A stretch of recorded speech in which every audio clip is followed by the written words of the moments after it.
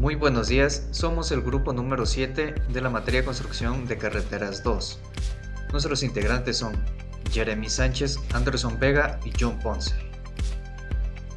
El índice tenemos lo que es un resumen ejecutivo, diseño geométrico horizontal, diseño geométrico vertical, diseño geométrico transversal, movimiento de suelos y planos.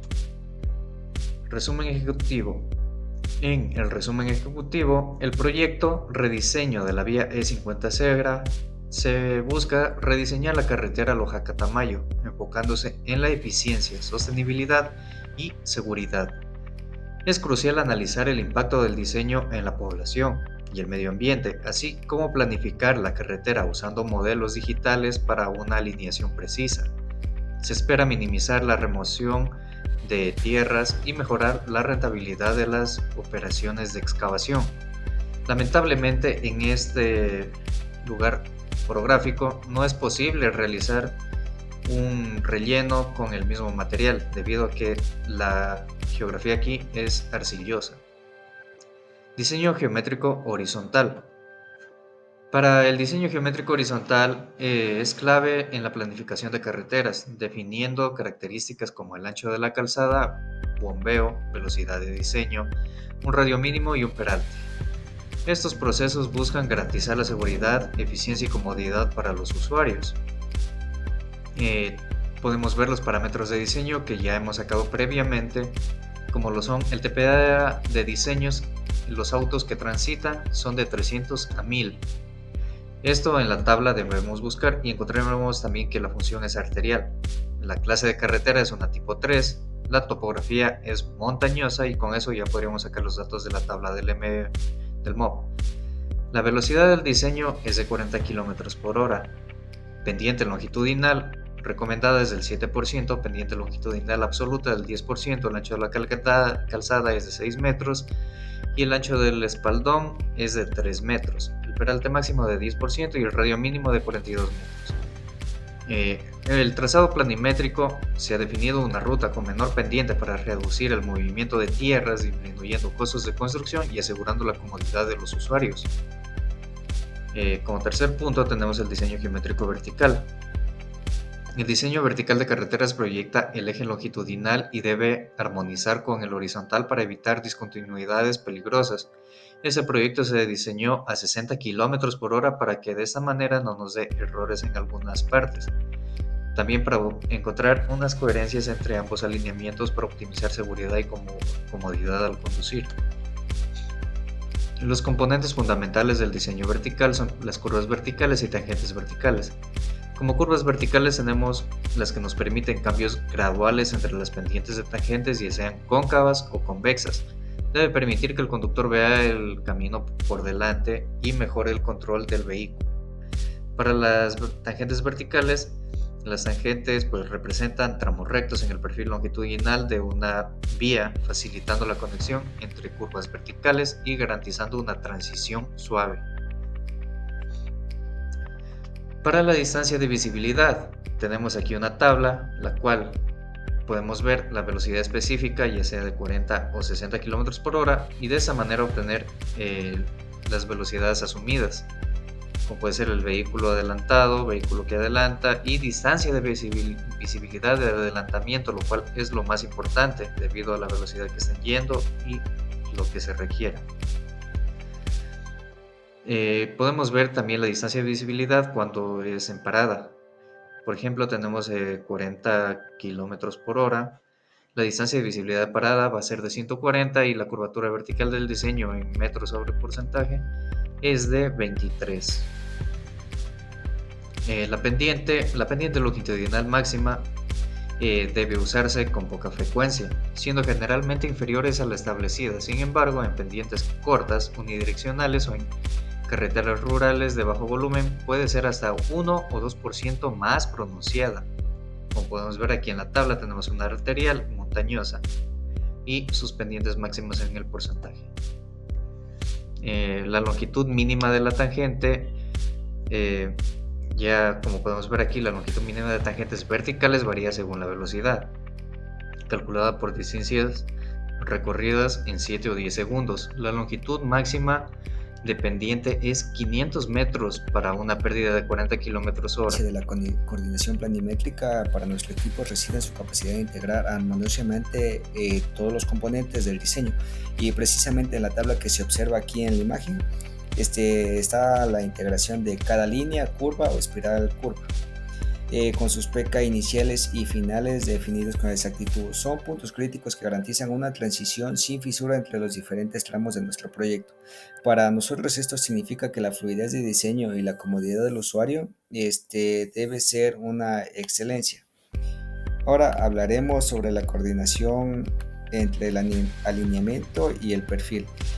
Nuestra alineación no solo busca la funcionalidad inmediata, sino la eficiencia a largo plazo y la sostenibilidad de nuestro proyecto.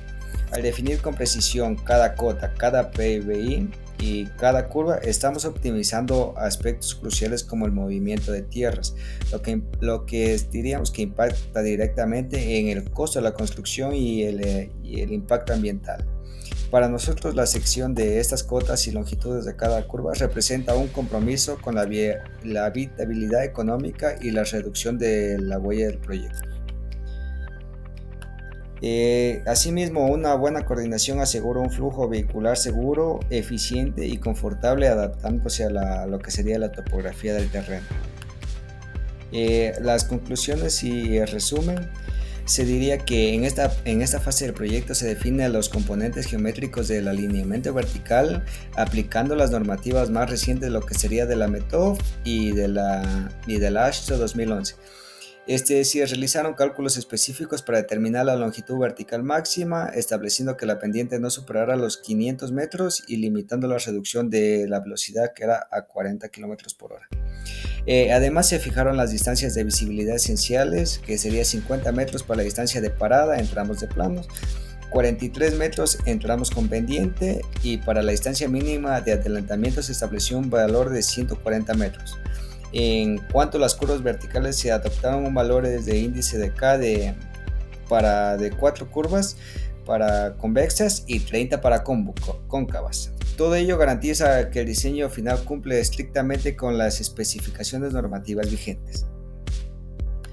Ahora hablaremos de lo que sería el diseño geométrico transversal. Se podría decir que si el alineamiento vertical nos daba la elevación, el diseño geométrico transversal que observamos aquí es la cara real de nuestra vía. Su configuración a lo ancho. Para nosotros este diseño no solo es la vista detallada de la calzada, las bermas y las cunetas. Se podría decir que es el espacio donde la seguridad y la funcionalidad de la interacción con el entorno se materializa. Personalmente consideramos que en esta sección donde nuestro proyecto quiere su verdadera personalidad, definiendo cómo los usuarios lo perciban y lo utilizarán a la infraestructura, y cómo se integrará el paisaje circundantemente. La calzada. En la calzada, la superficie vial del tránsito vehicular compuesta por carriles cuyo ancho depende del tráfico. En la vía E50 la calzada mide 6 metros, pero como la vía sería de 2 carriles, cada carril mediría 3 metros, conforme a las normas para las carreteras terciarias del terreno montañoso, que era a 40 kilómetros por hora. Ahora hablaremos de las bermas. La definición de las dimensiones de nuestras bermas de 0.5 metros por el lado de la vía E50 no es arbitraria, como se ilustra en la tabla adjunta de secciones transversales.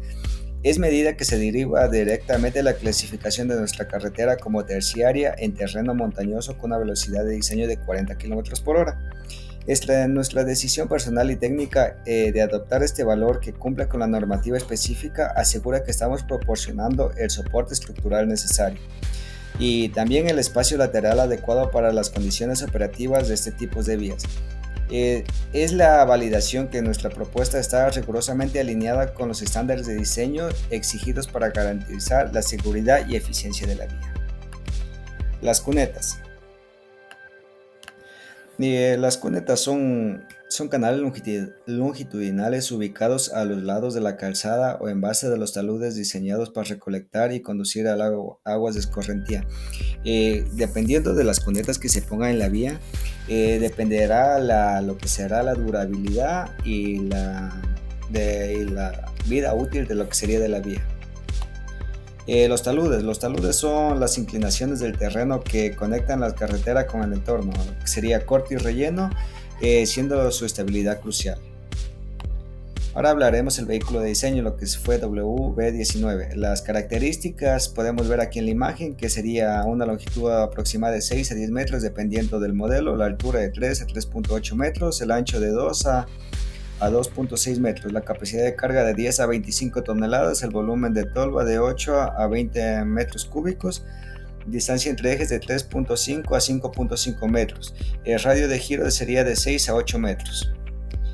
Ahora hablaremos lo que sería el sobreancho. El sobreancho es una ampliación adicional del ancho de calzada en curvas transicionales con el fin de mejorar la seguridad y comodidad del tránsito vehicular. Su función principal es compensar el aumento del radio de giro de los vehículos, sobre todo de aquellos de gran tamaño como camiones, buses que requieren más espacio lateral para maniobrar sin invadir carriles opuestos. Cálculo sobre ancho. Cálculo sobre ancho. El sobreancho principalmente es la distancia lateral que existe entre los vehículos y esta proporciona un espacio entre el borde de la calzada y la trayectoria, dando un espacio mucho más factible para la maniobra de vehículos y también al rebasamiento. Y bueno, nosotros en el proyecto trabajamos con el ancho de la calzada de la entretangencia de 6 metros. La cual corresponde a una distancia lateral libre de 0,60. Este espacio es principalmente el que tiene que ver entre del 0,60 de la parte de adentro de la curvatura, aparte de los 3 y 3 metros que existe ya de la calzada. Bueno, determinación del sobreancho. Nosotros hicimos 3 tipos de enfoques, 3 tipos de fórmulas que son la W19, que es del vehículo de diseño del proyecto, la Ashtok simple fórmula y la Ashtok estándar fórmula. Como se puede evidenciar ahí en la imagen, están las 3 fórmulas. Bueno, resumen y conclusiones. Para que un diseño vial sea muy eficaz, debe principalmente tener la geometría transversal, los componentes del trazado, después el corredor de la vía, también calcular los volúmenes tanto de corte y de relleno, y también principalmente para evitar costos de transporte y también sobrecostos de cálculos innecesarios en algunas secciones. Movimiento de suelos. Bueno, el movimiento de suelos es en sí es clave, ya que es un impacto muy crucial en lo que es el costo total del proyecto, ya que sí nos ayuda a optimizar el material que se va a excavar y también el material que se va a mover. Buscando en sí que el material tanto de corte sea suficiente para los terraplanes y viceversa. Por ejemplo, aquí en el movimiento de suelos, en nuestro perfil, al momento de crear el perfil, se trata de que nuestra área de corte, como se puede ver en la imagen, la área de corte sea compensada en la área de relleno. Claro, existen muchos casos que el material no se puede utilizar en la área de corte, ya sea por el diferente tipo de suelo que nosotros vayamos o se presenta en el proyecto. Secciones de la vía. Bueno, en una vía vamos a tener las secciones tanto como de corte, de relleno y en un caso una sección mixta. Aquí tenemos una imagen de claramente una sección de corte del proyecto. Como se puede ver, nuestra sección está en la parte de abajo y En la parte de arriba sería el corte total que se debería hacer, total del que se debería rebasar para trazar nuestra vía ahí. El relleno en sí está por debajo de la rasante del proyecto, por lo cual esta debería ser añadida para construir efectivamente la vía a partir de nuestra sección transversal, ¿no? Bueno, la sección mixta trata en sí de una parte de la sección transversal que requiere tanto de corte y de relleno. Es común en terrenos irregulares donde el eje de la carretera pasa principalmente sobre el nivel del terreno natural. Como podemos ver, el área de corte está de rojo y la de relleno de verde. Factor de compactación. El factor de compactación es clave para ajustar volúmenes de suelo exacto, ya que sí es el material que expande al extraerse y al reducirse y reduce al compactarse.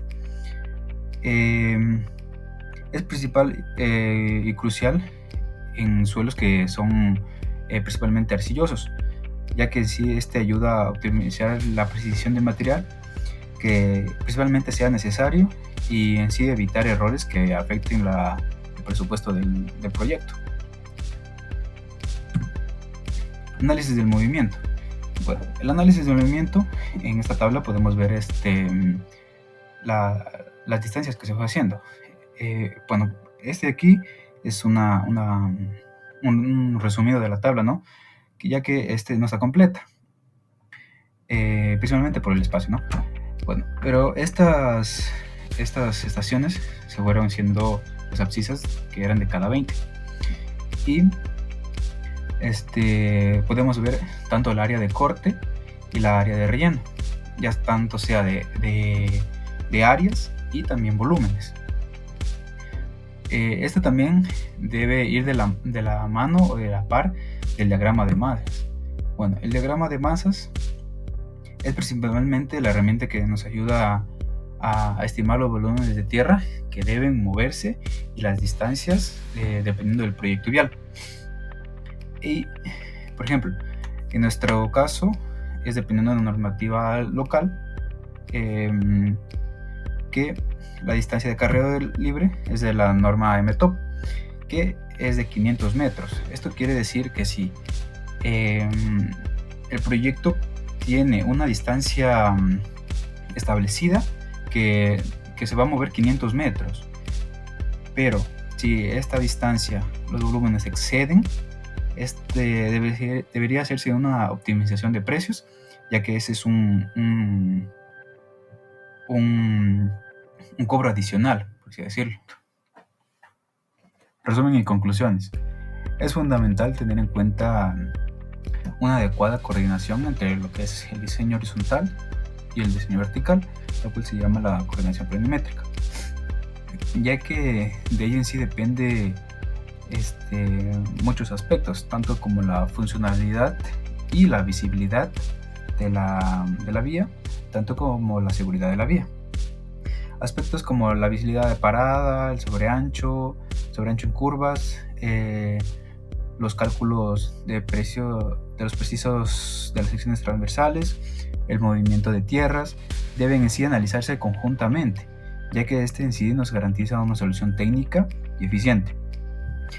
La integración de estos elementos nos permite optimizar el trazado y reducir costos constructivos, ya que nos asegura también el cumplimiento de las normativas, ya que sí, tiene un enfoque coherente y detallado en cada etapa, y nos ayuda a lograr un desarrollo vial seguro y una funcionalidad sostenible.